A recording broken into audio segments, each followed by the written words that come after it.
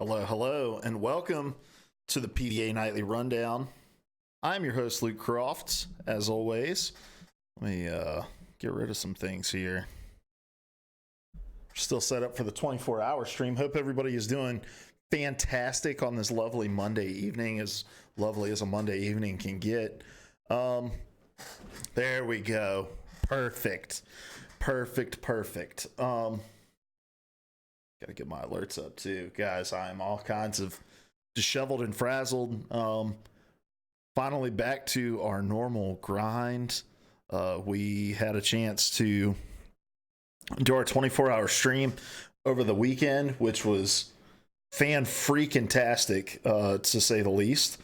We raised over $1,200 for AbleGamers, which was awesome. We had really excellent viewership throughout the duration of the stream. Got to hang out in person with Cody for the first time, and as it relates to PVA Radio, which was dope. And then overall just a really solid weekend. I appreciate everybody that came out and watched. I appreciate the raids and the hosts that we got. Bethesda tweeting us out was really awesome. AbleGamers giving us the share as well. Guys, if you want to give still, the link to give is still active over on playerversusall.com/give. I'm going to be reaching out to everybody who won giveaways later this week to start to get all of the addresses that I need so I can start sending stuff out. Fantastic weekend. Took me forever to get caught up on sleep because I'm old as hell. I'm super old, and I felt it after that stream. Which I say I feel old, but then at the end of the day, like, I've done 24-hour things in the past, not streams, but I've done like 24-hour lock-ins where I've stayed up all night and stuff when I was in youth ministry. Like, I've never been able to do 24 hours. Even when I was a kid. I worked at Food Lion growing up. When I was in high school, I worked at Food Lion. And I worked the morning shift every Saturday. I had to come in at 6:30 for the morning shift. So I've just never been a guy who's able to, like, sleep in very much. Even now, you know, I'm up 6 or 7 o'clock. The day after the 24-hour stream, I was up at 6:30. So, like, I've just never been the kind of guy who can stay up all night. So we ran out of steam those last 3 hours or so, which I'll willingly admit. And I was talking with Larry about it today. I was like, what could we have done different to where we wouldn't have run out of steam? And I was like, you know what the difference was? We didn't have real food. Like, we were fueling ourselves exclusively off of junk food the entire 24 hours. And that's just no way to live. I made the steaks. But I didn't even eat any of the steaks because I've been eating vegetarian, and I was like, as good as these steaks look and as much as I want one, I know I'm going to feel much worse if I eat it. So didn't end up doing that. So I was pretty much exclusively living off of, like, just shit for 24 hours. So by the time the last couple hours rolled around, I was feeling pretty awful. So, but it's all right. I'm back at it. I'm back on my sleep schedule. I was like, I'm going to go to sleep till about 4:30, take a nap, set my alarm, wake up 4:30 p.m., live out the rest of my night as usual, get back in bed around 10 or 11, went to bed at 11, woke up at 6:30 the next day, and I feel like I'm caught up. But again, big thank you to everybody who played any kind of role in it, whether it was just you lurked for 24 hours or you gave or you hosted or you tweeted about us. It's always greatly appreciated. That is not what I needed. I'm trying to get the show notes up. But yeah, this is the PVA Nightly Rundown. This is the show where we get together every single day to run through all of the video game news you may have missed throughout the day so that you don't look like a freaking idiot at the water cooler tomorrow. Also, I apologize for the lighting in here. I changed my setup when I moved back in here. Because I had to move all this shit out to the living room. And I've got my lamps in different areas, and the lighting is very poor, it would seem. So that's my next step, is to get good lighting in here. I want to get that good lighting. All right. So yeah, if you want to watch this show, it's live every single weeknight over here on twitch.tv/PVA Radio at 9 p.m. Eastern time, except for Wednesdays, which is when we do our newest episode of PVA Radio.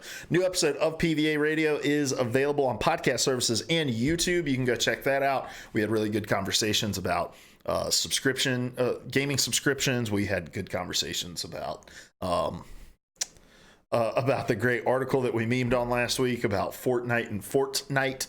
And then we also talked about how EA is just totally botching the marketing for this new Star Wars game. So yeah, that's live on podcast services everywhere. Definitely go check that out. And let's see.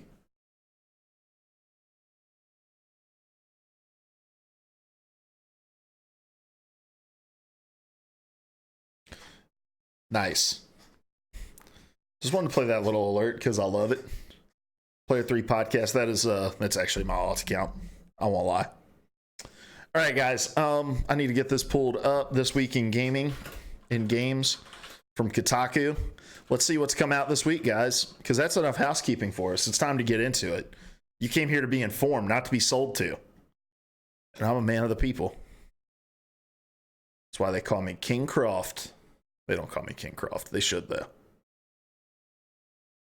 All right, this week in games, what can we look forward to this week? Let me get my mind around how my computer works here. All right, there we go. Perfect.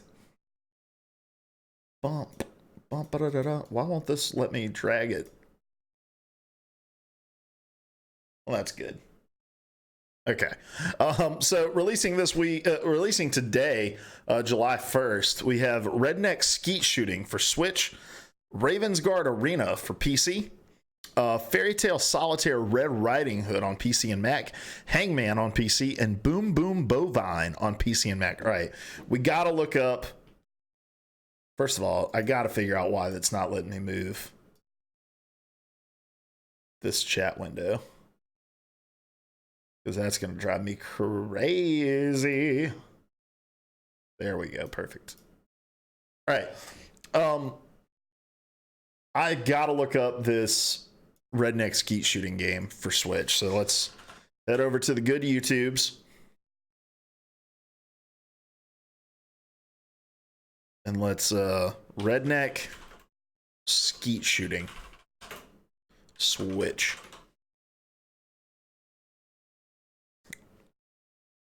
All right, we got it. We got a trailer. Y'all ready for this?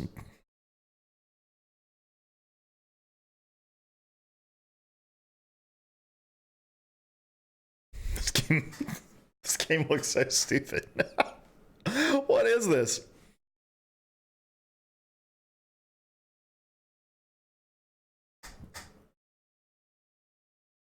It looks so dumb.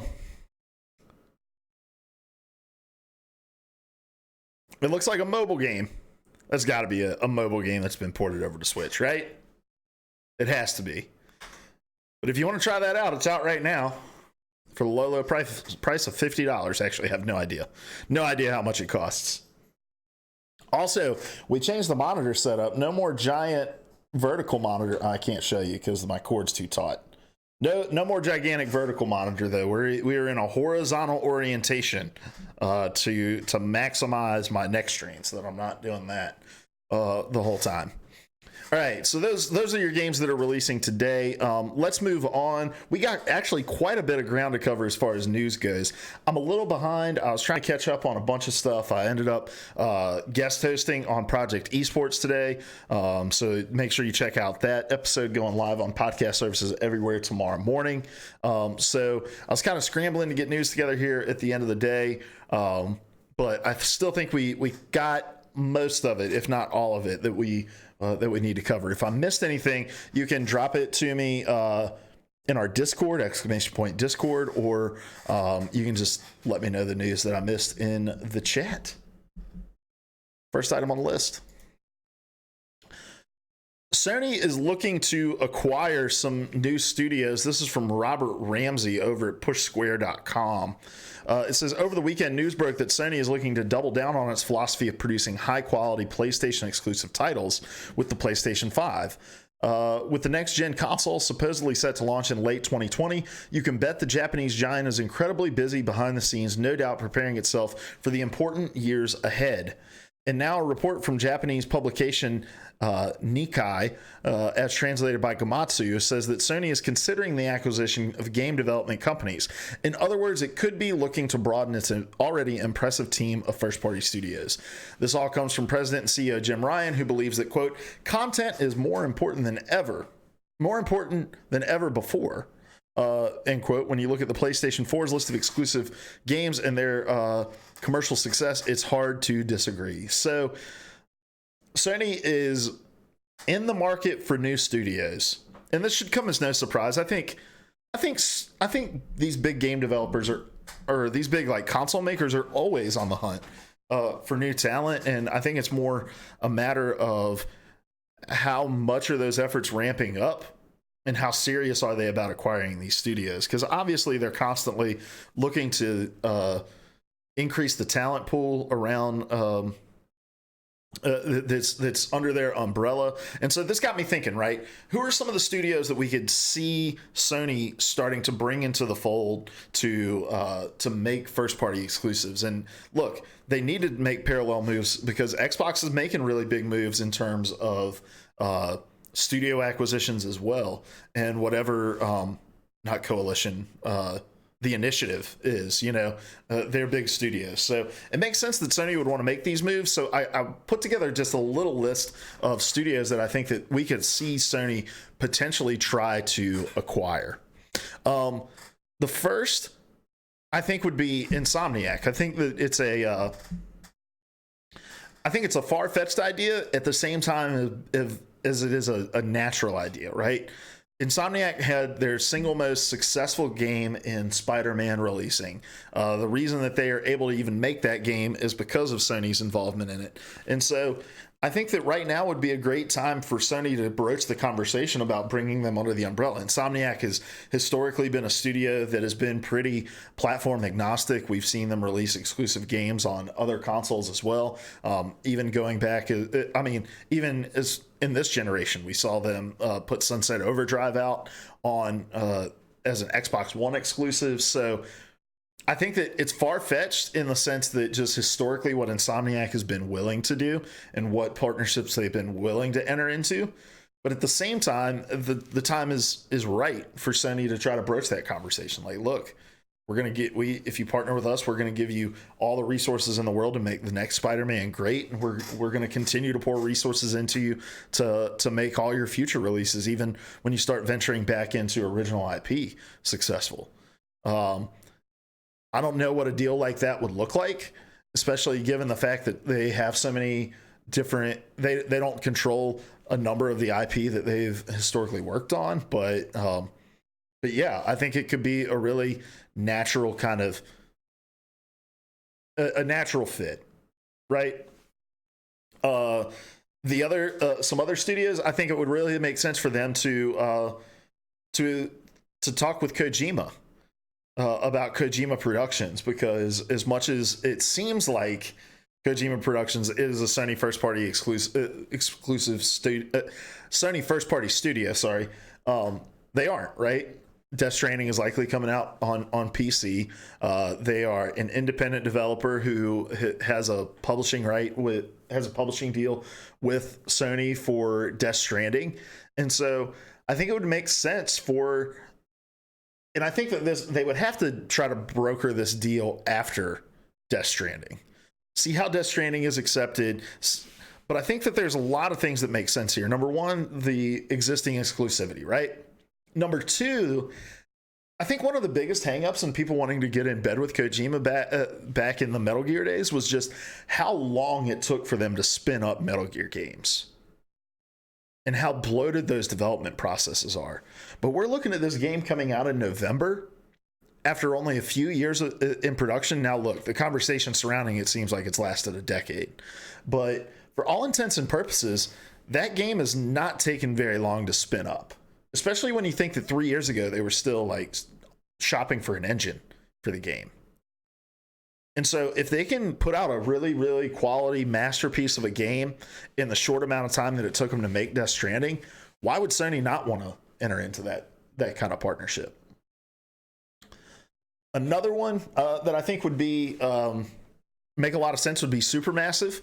They were the makers of Until Dawn. They're currently working on another horror anthology that's going to be cross-platform.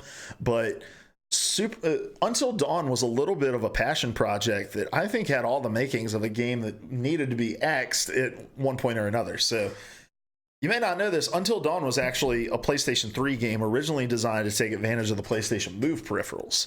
And some of those motion controls made their way into the final product, but they had to completely retool that game because it just was not coming together as a Move title, and Move didn't take off quite like people had thought it would. And that game was ultimately saved at the end of the day because Sony had patience with it, and it ended up being one of the most successful horror games on this console generation. So I think that if they were to engage in that conversation, it could be mutually beneficial. I think Supermassive is going to continue to make good horror experiences, good choice-driven narrative games in a space that, with Telltale kind of going by the wayside, is wide open for storytelling like that. And so it could be a mutually beneficial thing. Another studio that I constantly throw out is Housemarque.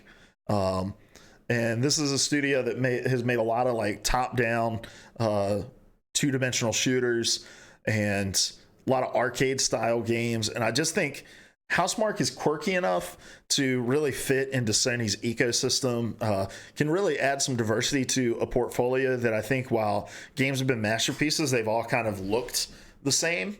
This third-person, over-the-shoulder action-style game, Uncharted, The Last of Us, Horizon Zero Dawn, God of War, what we're seeing from Death Stranding. Like, Housemarque can come in and really shake things up and add some interesting angles to Sony's portfolio. So I think all of those studios could make sense. And there's probably obviously other players. I named a bunch of studios I thought that Microsoft could have acquired, and then they ended up pulling a real curveball and picking up Double Fine. So it can change, right? Like we can totally be surprised by something that comes out. But I think these four are definitely ones that, at least upon a quick thought through what studios they could acquire, these made the most sense.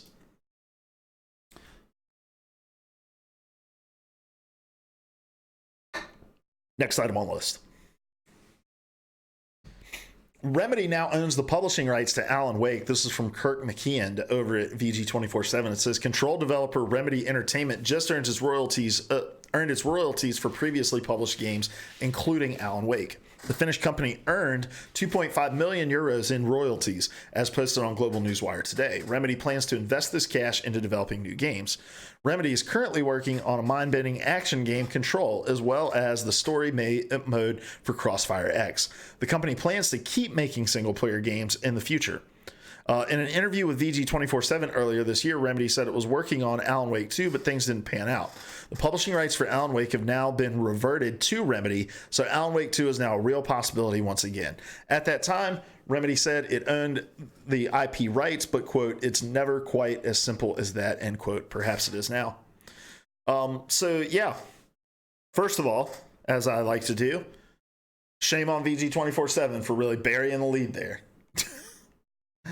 Oh, man. What were we, 4 paragraphs in? And then in the middle of the paragraph, they put the thing about the rights, and it just kind of seems like an aside. Do better, VG247. That's not good news writing. That isn't good news writing. Yeah, this is interesting, right? And Larry was interested in this because of its what it means for the possibility of Alan Wake. I'm interested in Alan Wake sequel. I'm interested because of what it could mean for Alan Wake possibly coming to other platforms. They've mentioned wanting to bring it to the PlayStation 4, and it looks like that's a real realistic possibility now. But I think that this makes even more of an interesting little news story because of what we just talked about, right? Remedy, yet another platform agnostic developer, tends to like to be indie, tends to like to go where they can and do work on what they will. I think that having the Crossfire X stuff in the pipeline may throw a wrench in this, but I could definitely see Sony trying to make a run at Remedy. They have an exclusive marketing partnership with Sony for Control. I think that this Crossfire X stuff, while that game was shown on Microsoft stage, I don't think. Let's look this up. I don't want to say one way or the other. Crossfire X PS4. Is that game coming to PS4? Here we go. Is Crossfire X coming to PS4 from my old stomping grounds of Twinfinite? It's launching on both Xbox One and PS4. But Microsoft hardware is going to receive the game first. So I don't think that necessarily throws a wrench into it.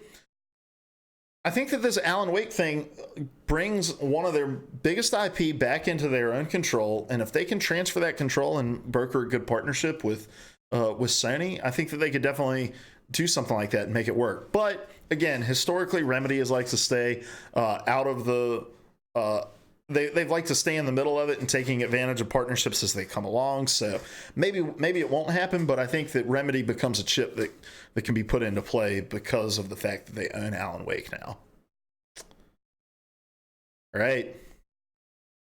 Next item on the list. Hopefully we can close the door on this story and stop talking about it.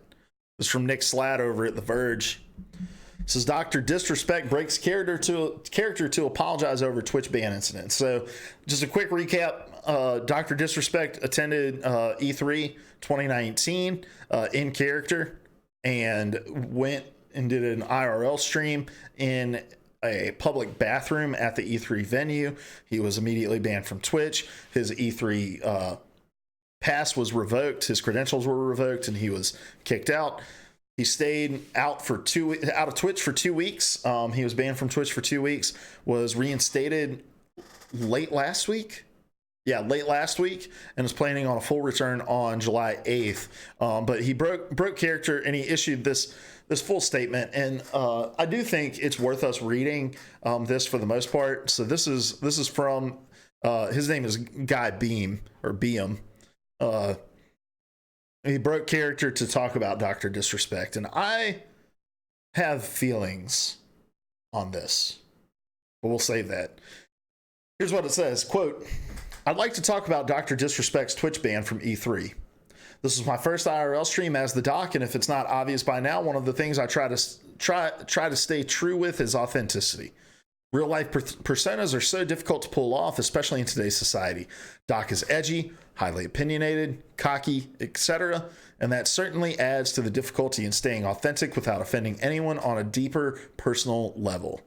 When we were walking around filming at E3, we clearly weren't thinking about the laws and repercussions of filming in the bathroom because honestly, it wasn't in our mind frame at the time.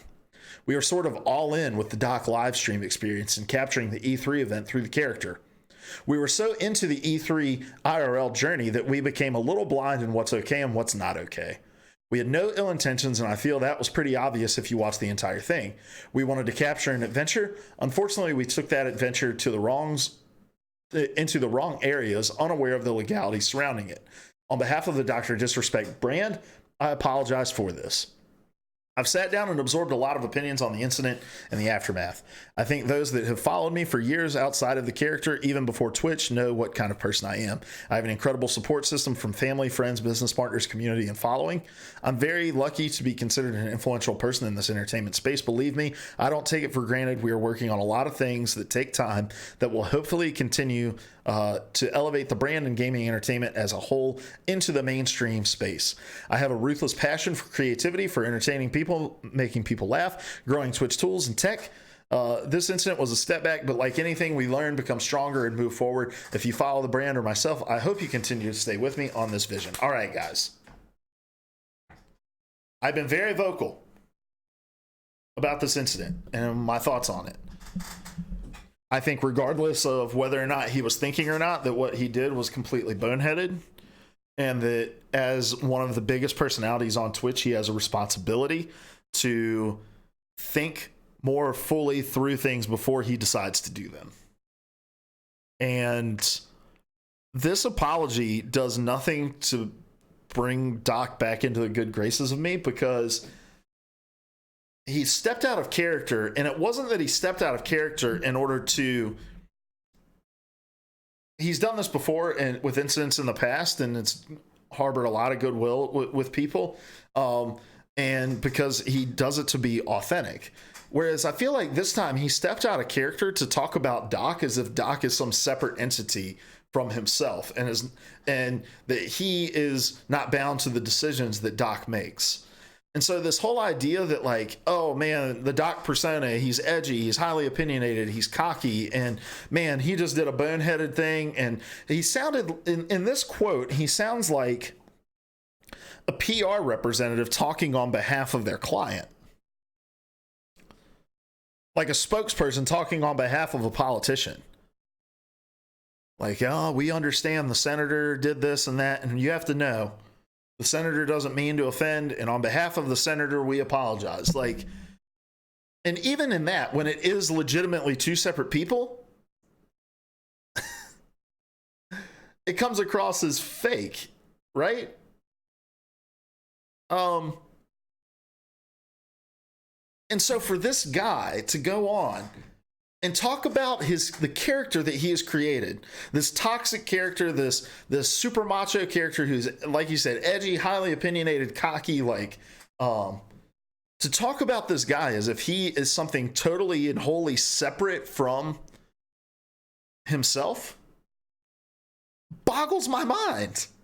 And that he apologizes on behalf of the DrDisrespect brand and not the numerous individuals whose privacy, and doesn't apologize directly to, because he's apologizing for breaking laws. And yes, he broke laws and that's stupid, but he invaded the privacy of every single person that stepped into that bathroom, man. Intentions aside, whatever it is, good intentions or not, like when he stepped into that bathroom, he was violating the privacy of other individuals. Like, that is the reason the laws exist. It's not that he broke the laws. It's because he did something that the laws are trying to protect. And that is invade the privacy of individuals who are in a place where they should expect to have privacy. And shame on Twitch for slapping somebody on the wrist for something like this. Shame on Twitch for allowing this person to come back into this grand, like, all he's been doing is like hyping up, I'm coming back July 8th, my stream is coming back, and like making it this big ass event, and he's gonna make money 4 times over what he would have made just regularly streaming for the 2 weeks that he was out. Like, shame on Twitch for not figuring out a better way to deal with their biggest personalities being complete shitheads and complete morons. The more I think about it, the angrier I'm getting, man. Just because, like, there's not a shred of personal responsibility in this quote. Not a single fucking shred of personal responsibility. He passes all the blame off onto Doc as if it is a separate person. Like, we're not idiots, man. We know that it's you. Behind the sunglasses and the mullet and the mustache, it's you, dude. It's not some separate person. Like, gosh, man. I don't know. You build a character on toxicity and assholishness, and you have to assume that it's at least a portion of who you are as a person. Ooh, fired up. What do you guys think? In the YouTube comments or here in the chat, like, about all this? Like, is this a good apology for you? I'm really interested in how people read this and think like, man, this is good. And I'm not saying that like, hey, argue it so I can crush you. It's like, I'm really interested. Like, if I was working in a PR firm and I had Doc as a client of mine, like, and he ran this by me, I'd be like, not a good play, dog. Not a good play. Don't pass the buck off on Doc. Just accept it. Say, hey, I made a boneheaded decision. I invaded people's privacy, and I wasn't thinking at the time, and it doesn't make it right. But I accept fully my responsibility on it. I'm going to do this to make up for it. And then I'm not going to fucking make a parade out of my return to Twitch. I'm just going to come back and get back to the grind. Head down. Oh, boy. Good old Dr. Disrespect, baby. We get fired up. We got fired up. It's like 9:30. I'm fired up. Next item on the list. Apex Legends ranked mode is explained. I found this like super interesting how they've decided to structure the ranked mode for Apex, and I wish I could call in Larry to get his opinions on it. So this is from Tyler Wilde over at PC Gamer. So coming up this season is going to be Apex Legends ranked mode, which I think to me is a really big deal. This is something that that Battle Royale games have been trying to get right ever since the platform took off. I mean, the genre took off. So they've announced this. There's going to be ranks from Bronze to Apex Predator. And the way that it's going to work is that each match you will have the possibility of earning up to 17 ranked points, RP points, or RPs. So you get 1 RP for each kill with a max of 5 per match. And then you can get up to 12 RP depending on where you've placed. So if you win and you get 5 kills, you get 17 RP. And then it adds up. And then in order to enter a ranked game, that's going to cost you a certain amount of RP. And so for Bronze, that entry fee is free. For Silver, it's 1 RP. For Gold, it's 2. Platinum, 3. Diamond, 4. And then the top rank of Apex Predator, it's 5 RP. This is not like a ticket price, so you don't like have to surrender over 1 RP in order to get into a ranked game. But if you get in there and you earn RP, the amount that it costs to get in will be taken out. So for instance, like let's say I'm gold, right? The entry fee is 2 RP for a match. Let's say I get a kill and I finish in the top 10. That's 3 RP. It'll take it out of those earnings and I'll only leave that game with 1 RP. But let's say I go in, I get 1 kill, but I don't finish in the top 10. You'll lose that 1 RP, but you won't get like -1 for the cost. So you'll never be able to, within at least a competitive season, you won't be able to slide back down like from gold to bronze. And so you'll stay in gold forever unless you make it to platinum. So that's super interesting. And the more when I first thought of this, I was like, this is kind of a weird system that like you can't decay back down into lower ranks. But then I think about like my experience with Overwatch, right? And part of my big frustration with Overwatch is just like, if I have a shit night and I lose 10 games, 9 games, 8 games, like, and I win 2 or 3, like, oh man, my SR takes a beating on that night. And falling down into silver in Overwatch, I was just like, man, I just think I'm going to take the rest of the season off. Like, you get somebody moving down and like you're constantly just seeing yourself regressing. I think that it's definitely worth taking that kind of mechanic out just to keep people in your game engaged. And so I like this idea that like, hey, in Apex Predator, or let's say in Diamond, you've got to perform a lot better in Diamond to level up than you do in Bronze, because you're not gonna be able to leave with RP until you get 5 kills in a game, or if you get 2 kills or 3 kills and place in the top 10. Like you have to perform a lot better in order to yield any kind of benefit. So I think the rank system will work pretty well, and I think it gives people that like objective to grind towards, and the fact that you can't slip back is going to make people constantly grind. I am interested in what this is going to do to the community of Apex. I think ranked modes tend to bring out the toxicity in individuals, and especially when you're playing with randoms. Are there going to be greater penalties for people who leave after they're downed? I think there's a lot of questions that they're going to have to answer. And then on the PC side of things, like continuing to deal with people who cheat and aimbot, which they've made strides in, but you want to maintain the competitive integrity. But having some sort of ranked mode where you can point at yourself and say, man, I'm a gold 3 or whatever, and really know kind of where you stand in the game itself. Like, I think that's a great thing. So I'm looking forward to this. I'm curious to see what Larry thinks about it. But this is kind of a built-in mode without them having to develop a bunch of challenges where, people are going to come in and continue to try to play it because they want to continue to climb in the rankings. All right. Next item on the list. First stills from the Witcher Netflix series have been revealed. And you can see Geralt, you can see Ciri, and you can see Yennefer. And let's just take a look at these real quick. There's Geralt. Geralt's costume looks pretty dope. A lot of people commenting on the fact that he only has one sword. Turns out, in the books, he only carries one sword. He keeps his other sword on Roach. Very interesting. These screens look a lot better than the screen test that we got. And I don't know anything about film and television, so here's Ciri. And there's Yennefer. This looks very Witcher-esque. They did a great job on this. And then the costumes look great.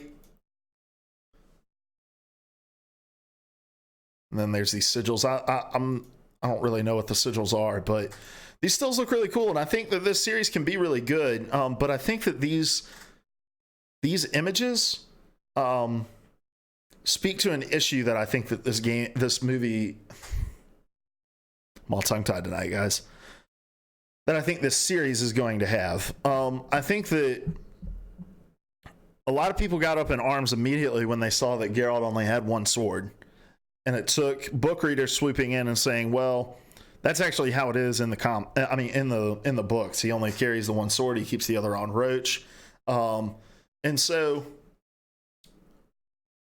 but I think it shows that a lot of people are going to watch this whose only experience with The Witcher is the games, and more specifically with The Witcher 3, hand raising here. I'll be one of those people. And so I'll hold my judgment on the details of it and just kind of judge it for the story that it is. But you're going to have a lot of people who are going to compare this to the game. And from what I understand, the game and the books are very, very different. And so I think it kind of has an uphill battle to climb, because the reason that The Witcher is so successful right now, especially, in America, is because of the game. And I don't know. I think for me, it would have been a little smarter for them to play a little closer to the game, just so that they can avoid some of the misinformed outrage. But fantasy's hot. People are craving more fantasy. Game of Thrones is over. People were left dissatisfied with it, but people have been given that kind of entryway into seeing that fantasy can be more than just like elves and nerddom and magic, and it can tell really compelling stories. And so yeah, I'm looking forward to this. The screenshots, the images that they put out look really cool, but just worried about the conversation around it from people who are going to be like, well, this isn't anything like the game that I played. Like I was when I saw it, and I was like, oh man, fuck them. He's only got one sword. And then I had to go on and read why he only has one sword. And I was like, oh man, no, fuck me, man. I'm the idiot. All right. And then last item.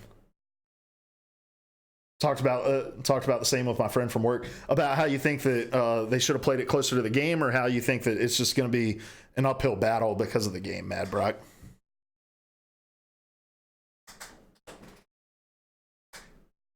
Because I think if we can just judge it on its own for what it is, I think it has the potential to be really great. But I think you're just going to have a lot of people who don't take the time to understand what they're looking at. Yeah, they're only going to know the game. So Mad Brock, have you read the books? I feel like if there's anybody that watches this stream and engages with PVA Radio, you're probably the one who's read the books, or at least familiar with the books. You read the first one.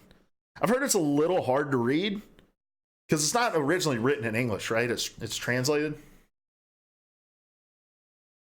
I've heard it's a little convoluted of a story, which is going to be another hurdle that I'll have to overcome. It was okay. Yeah. Well, and from what I understand, it was like they basically gave over the rights to make the Witcher game, the authors of the book, for like a song, right? They were like, yeah, you can do it for whatever. And then it blew up, and they were like, oh, wait, if we'd have known it was going to be this successful, then we would have brokered a better deal. So the book by itself must not have been all that great, but who knows? It may translate well to the story of a collection of short stories. Oh, okay. Okay. I don't know. That's one of those I'm like, maybe I should just start listening to it on tape. I want to start listening to more books on tape.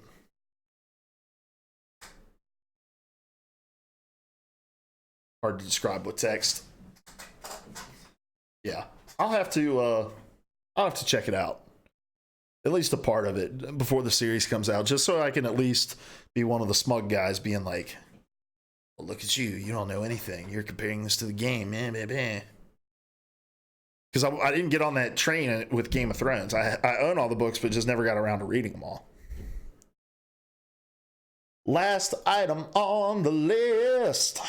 Game Informer from Matt Burtz. The cover athletes for NBA 2K20 have been announced.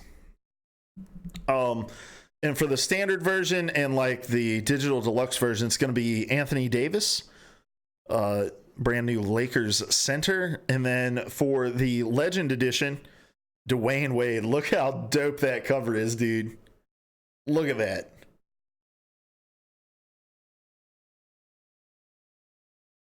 Still wonder if they are going to do a new their own thing to make a little controversy. Going back to our conversation here about The Witcher. I mean, I think with any media, when you're adapting, you have to do something a little new because there are just some things that work better in a book than they do on television and vice versa. And I think, you know, we see that in everything. The Harry Potter movies, the Lord of the Ring movies, the Game of Thrones television series, like, you always have to deviate from your source material a little bit to either play with the fact that you're only being able to tell a story in a limited amount of time, or just because some things pay off better reading them in text than they do watching them pan out on screen and vice versa. So I also don't think there's enough people familiar with the books for it to make a controversy. I think the controversy is mostly going to come from them having to overcome it's nothing like the video game, or it doesn't really line up with the video games. Like, from what I understand, the nature of Geralt and Yennefer's relationship in the books is a little different, as well, in terms of like how he sees her. So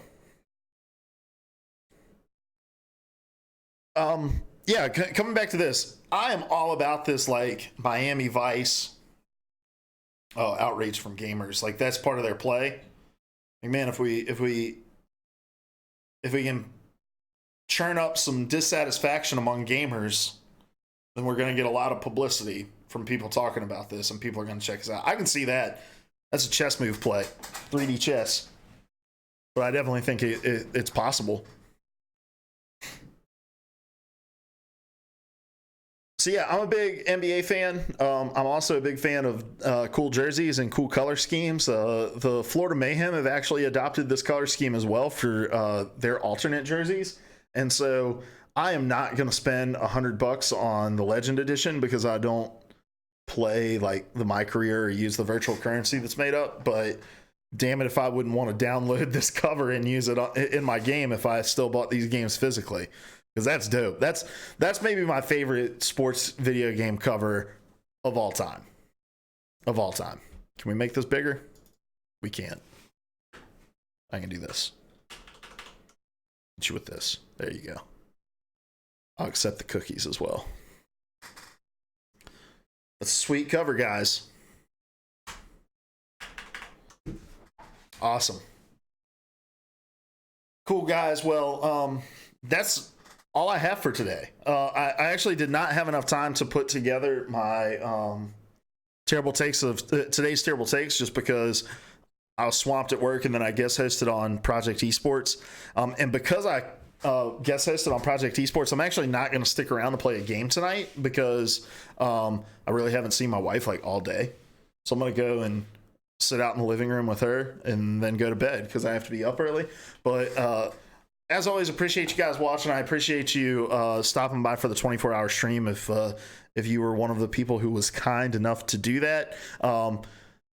And if you're watching over on YouTube, I appreciate you watching over there. Make sure you hit the subscribe button. Also, the thumbs up button. People don't understand how much that helps. Thumbs up button, and leave a comment below on any of these stories.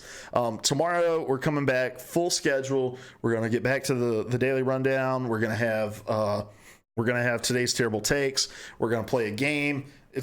Everything's going to be Gucci, back to completely normal tomorrow. But I have some laundry to do and need to see my wife. So I'm going to head out for tonight. Let's figure out who is streaming right now and see who we can go drop a little host to. I typed in netflix.com because I'm an idiot.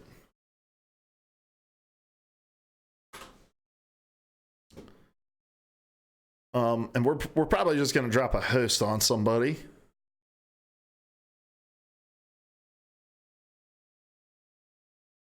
Let's see. Oh, our boy Roy Speedrun, obviously playing some Dota Underlords, which I'm really interested in, actually. So I may watch a game or two while he streams that. And we're actually going to raid Roy. So yeah, let's go over there, say what's up, watch some Dota Underlords, and until tomorrow night, guys, we love you. Goodbye.